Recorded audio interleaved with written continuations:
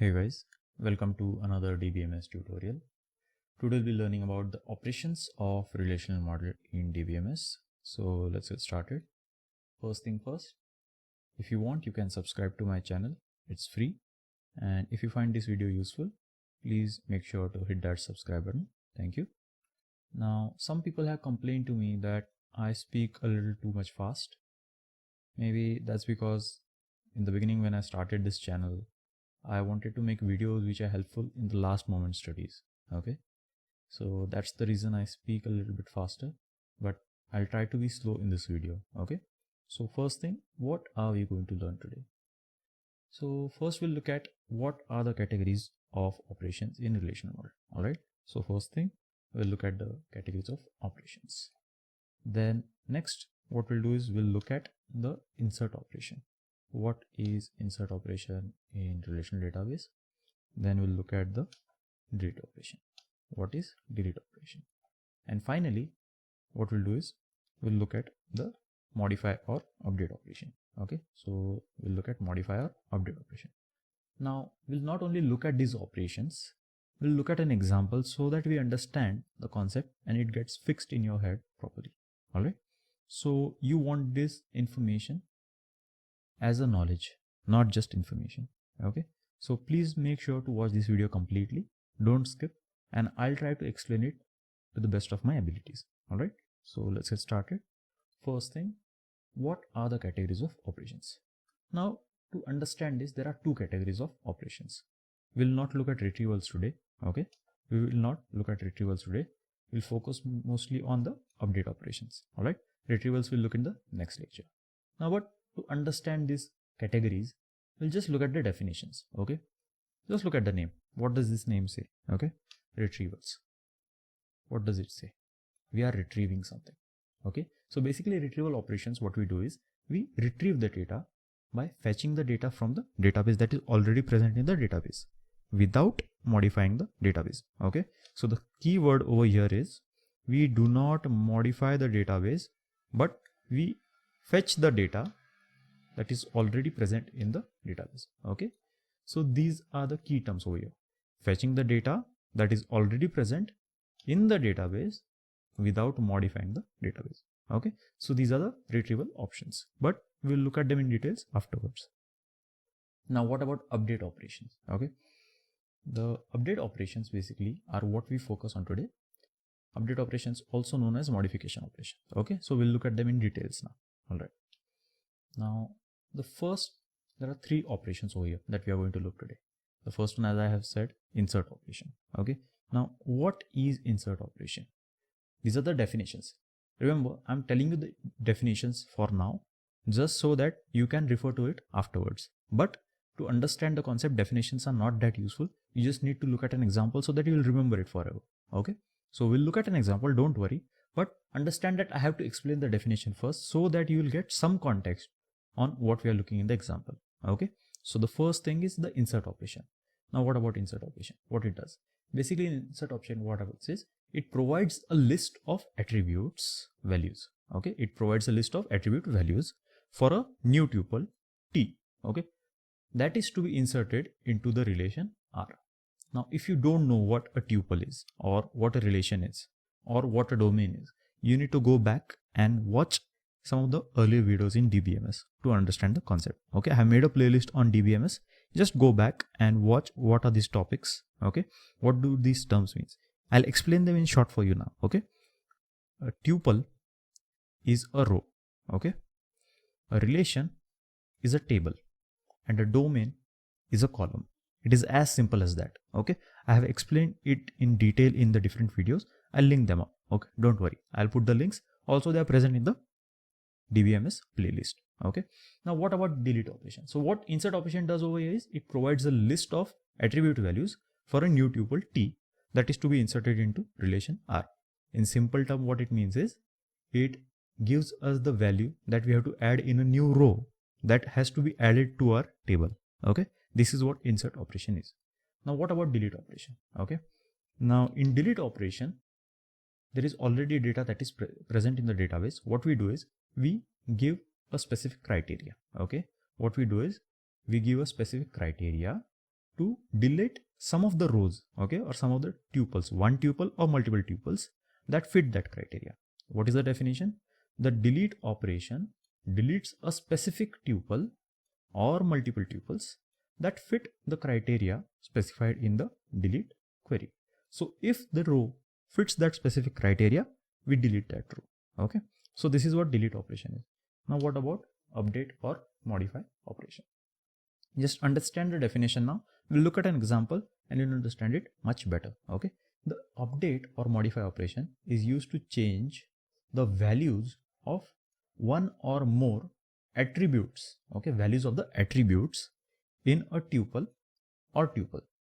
Okay. So either one tuple or multiple tuples of some relation R. So basically update or modify operation, what it does is it changes the value of one or more attributes in one tuple or more tuples, that is one row or multiple rows in that relation or that table. Okay. So these are the three formal definitions. Okay. Understand this. This is insert operation. This is delete operation. And finally, this is the update operation. Now, these are the definitions. We have learned the definitions, but to understand the concept, we will have to look at the examples. So watch this video completely. All right. Now let's start with the insert operation. Okay. So this was the definition that we have looked. The insert operation provides a list of attribute values for a new tuple T that is to be inserted into a relation R. Okay. Now let's look at an example over here. Let's say a list of attributes. Okay. List of attributes. So we have been provided a list of attributes values over here. Okay. Attribute values. Let's say the query is like this: insert 3, Raj, Kumar, 6 and 1. Okay. These are the attribute values into students. Now students is the name of the relation. Relation means the table. Okay. So let's look at this relation student. Let's say this is our table students. What were the values that were provided? We were given these values. Okay. First it was 3. Then it was, let's go back and see. Wait a second. What was the student? 3 Rajkumar, 6 1. Okay. 3 Rajkumar, 6 1. All right. So let's write these values over here or add these values. So 3 is the new roll number. Raj is the first name. Kumar is the last name. 6 is the age and class is 1. Okay. So these are the attribute values. Okay. What are the attributes? Roll number, first name, last name, age, class. Okay. These are the attributes of this person, Rajkumar. Okay. And we are specifying the attribute values over here. So this is how we insert new tuple into the database. We are provided the attribute values and we add them to the relation, that is table. Okay. So this is what insertion in database looks like. All right. Now this was the example of insertion in database of students. Now we have looked at the insert operation. But what about the constraint violations? Well, there are 4 types of constraints in DBMS or relational DBMS to be specific. The first one is called domain constraint. The second one is called key constraint. The third one is called entity integrity constraint. And the fourth one is called referential integrity constraint. All right. So these are the 4 different types of constraints that are there in relational DBMS. What happens is if any of these key constraints can get violated, then the operation is not correct. Okay. Or it is not acceptable. Let's look at the examples and understand this concept. But to understand this information, just have some basic idea what this domain constraint means. Okay. Now, what is domain constraint? Basically, when you are adding some new data or inserting some new data in that column, the data type is not correct, then it forms a domain constraint violation, or the domain constraint violation happens. Okay. So domain constraint means wrong data type. Okay. So wrong data type can cause domain constraint violation. What about key constraint? So key constraint violation happens when there is already another key or already another entity with that same primary key. Already existing primary key value. Okay, primary key value. What about entity integrity constraint? Now this is a very tricky one to remember, but understand this. The integrity of the entity is at stake over here. So what does that mean? That you cannot identify the entity. Okay, you cannot identify. Why? Because the primary key, the value of primary key is set to null. Okay, primary key value is set to null. So when this happens, it causes the entity integrity constraint violation. Now what about referential integrity constraint? Basically, in referential integrity constraint, the value that is added, or the value that is added in place of the foreign key, okay, it is referencing to something that doesn't exist. Okay, so foreign key value incorrect or does not exist. Okay, incorrect or does not exist. Okay, so these are the different types of constraint violations that can happen, and all these four are possible in insert operations. Okay, so now we'll look at them via example. Okay, so first thing first, this is our students table. Okay, now let's look at an example. We have already looked at an example for a perfectly fine acceptable insert operation. Now we'll start with domain constraint violation. Let's say in place of roll number over here, okay, in place of roll number over here, we write the name, what was the name? Raj, right? So we write the name Raj. Now this makes it a domain constraint violation. Why? Because the data type in roll number is numbers, correct? It's not alphabets, it is numbers. Okay, so when you add, or it is the wrong information in the wrong domain. Okay, this Raj should have been in the first name column, instead it is in the roll number column. So this is what domain constraint violation is. Okay, so we have looked at an example for domain constraint violation. Now what was the next type of constraint violation?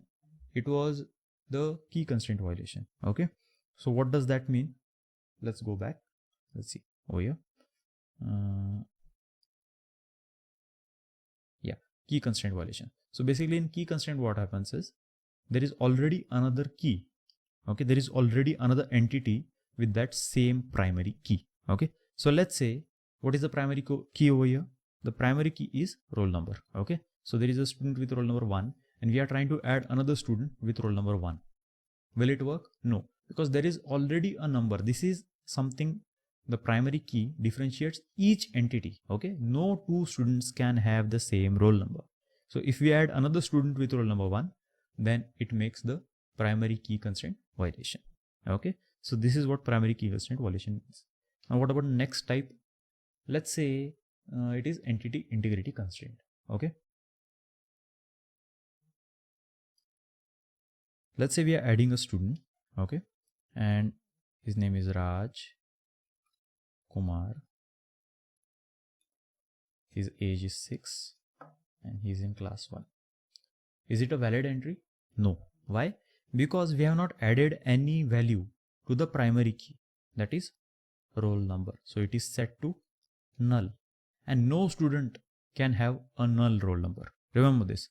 If the student is studying in that class, he has to have a roll number, or it causes a entity integrity constraint violation.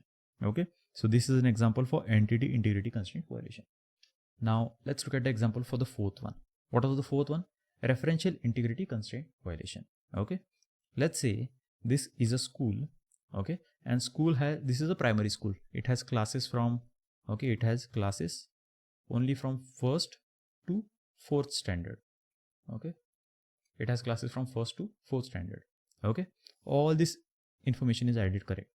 We have got a unique roll number, let's say roll number 3, Raj, Kumar, all the data types are correct. So there is no domain name, domain constraint violation also. Okay, age is 6, perfectly fine.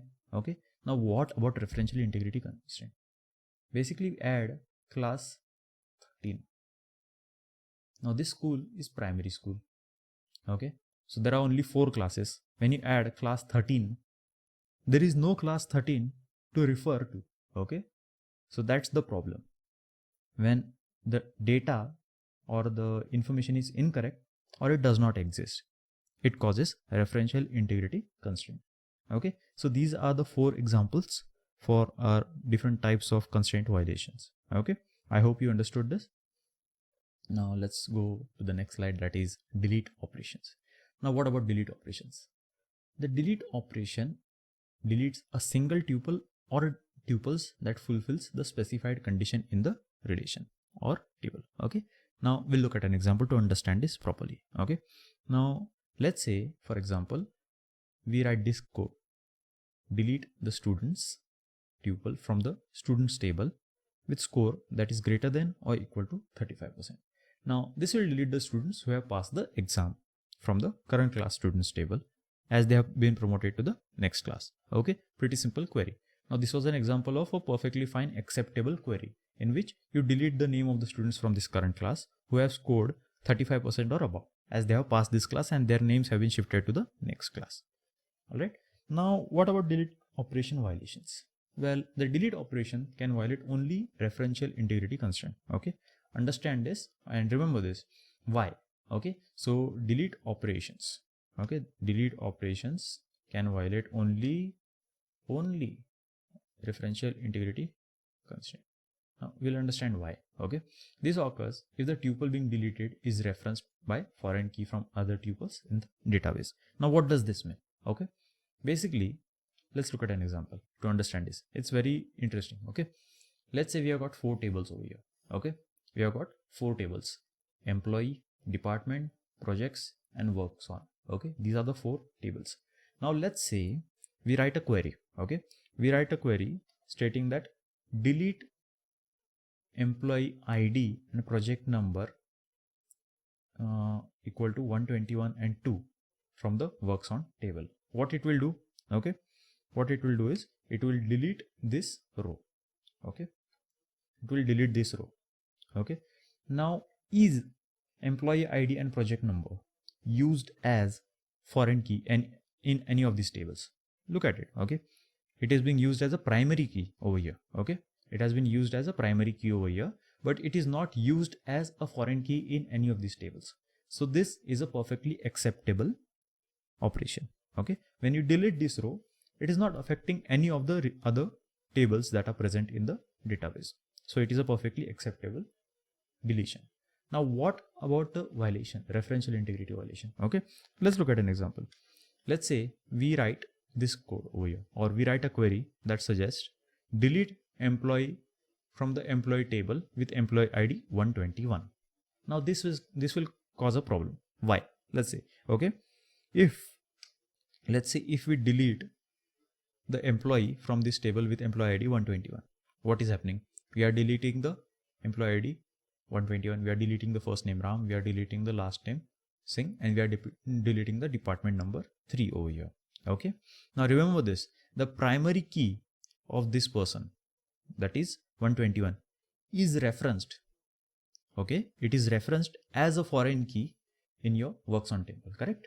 Okay, now if you delete 121 from here and there is a employee ID over here 121, this table doesn't, when it goes back to reference over here, there is no person with employee ID 121.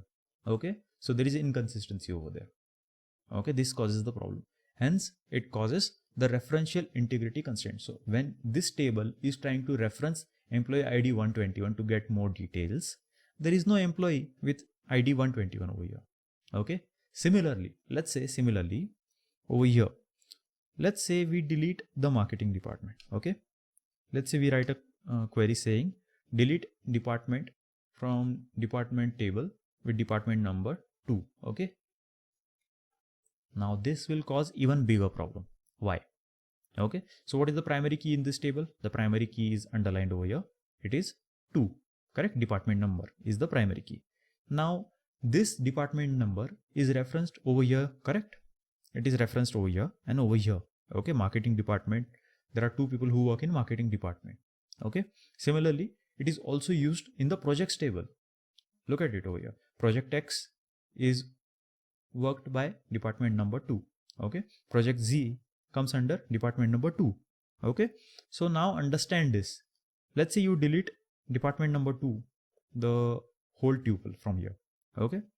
Now let's say Sham Singh. Okay. Sham Singh is asked in which department he works. He says department number 2. They are like, okay, fine, let's go. Which is department number 2? They're like, there is no department number 2. Wow. So where do you work? It is inconsistency data. Okay. What about project X? So project X comes under which department? They said department number 2. They go over there. There is no department number 2. Okay. Now that causes problem on multiple levels. Okay. So what is the solution for this? Okay. Let's see what is the solution for this. Now there are 3 ways to handle the violations. First way is called restricts. Okay. So that basically means is you reject the operation. Whenever there is a query that suggests you, for example, let's go back over here. Okay. Whenever there is a query that suggests, let's say, like you delete the marketing department from the department table, you just straightforward reject the query because it will cause inconsistencies and referential integrity violations all over the projects or all over the database. Okay. So that is the first option. What about the next option? The next option is called cascade. Okay. Now what it means is you delete all the tuples or rows that are referencing to that deleted tuple which was causing the referential integrity violation. Now let's look at an example what it means. Okay. So we'll go back to this slide. Let's say, okay, let's say, my bad. Yeah. So let's say we are deleting the marketing department from the department table. So we have deleted the row to marketing and the department location from here. Now any table that is referencing to this department number, in any of this table, any row that is referencing to this department number will also delete them. So the foreign keys over here is department number, and these are the 2 rows that are referencing to this marketing department. So what we do, we also delete these 2 tuples. Okay. We also delete these 2 tuples. And similarly over here, there is project X and project Z that are referencing to this department number. Okay. So these are the foreign keys over here. So we'll also delete these tuples that are referencing to this marketing department. Okay. So this is called cascade. Okay. So this is the second way. All right. Now what about the next way? It is called set null or set default. Now in the last option what we saw, which was called cascade, what happened was, okay, what happened was you deleted Sham Singh and Venkatesh Rao because the marketing department was removed. Okay. So you are like, you are fired, you are gone. Okay. Similarly, these projects were stopped. Project X and project Z was stopped and these entries were deleted. You said there is no marketing department, these projects cannot be continued. But what if you cannot fire these employees? Okay. So then comes the third option. Okay. It is called set null or default. So what you do is, for now, you set the, so you delete this query. Okay. What you do is you delete the marketing department. Now you have got a person or 2 people over here with department number 2. So what you do is you set it to null. Okay. You write their department names as null as they are on the bench for now. Okay. Or you add them to some other department. So what is the different department number here? Let's say we have got departments over here. We'll add them to department of IT. Okay. So you change their department number to something default value that is already present in the database. Okay. So for now they are working in IT department.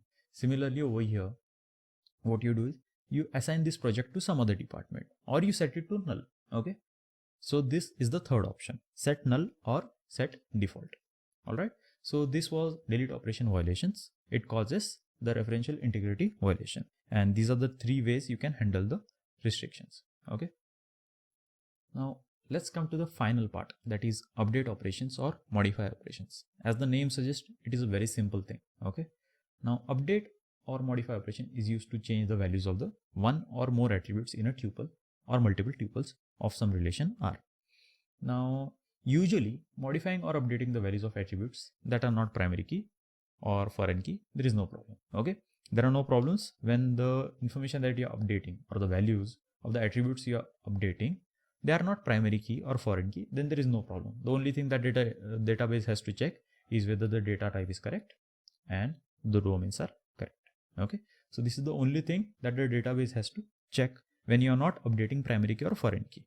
But when you're updating the primary key, it is as good as deleting the entity that was there and you're adding and replacing it with a new entity. So this is what happens when you're updating a primary key. So the database has to either cascade delete that whole entity from the entire referencing tables or update the primary key references in all the tables. Okay. So this thing you have to take care of. When you're updating a primary key, you're basically deleting that key and adding a new key. So adding a new entity to that table. So either you have to cascade delete all the entities that are referencing to that table, or you have to update the primary key reference in all the tables. So it's a long process when you are deleting or updating the primary key. Okay. Now let's look at when you're updating the foreign key, what happens then? So while updating the foreign key attributes, the DBMS should make sure that the new value refers to a valid existing tuple. Okay. Now we'll look at an example to understand this. Okay. Let's say we have got a table over here. Okay. These are the three tables over here. Let's say the first query is in update the salary of employee with employee ID 121 to 25,000. Okay. So what you do, you go to employee table, employee ID 121. Okay. You say you update the salary to 25,000. Perfectly fine. Why? Because salary is not a primary key, neither it is a foreign key. Okay. So also the data type is correct. Okay. It is number and it is in the correct domain. Okay. So this is perfectly fine query. Now what about the next part? Okay. Let's say violations. Where is the violation? Yeah. So let's say the next query is update department number of the employee with employee ID 112 to 4. All right. So we go over here. 112 is the employee ID of this person. And what we are told? We are told to update the department number to 4. You're like, okay, fine. The data type is correct. It is numbers. So let's say you try to write the department number here or update the department number as 4. Now this causes referential integrity violation. Why?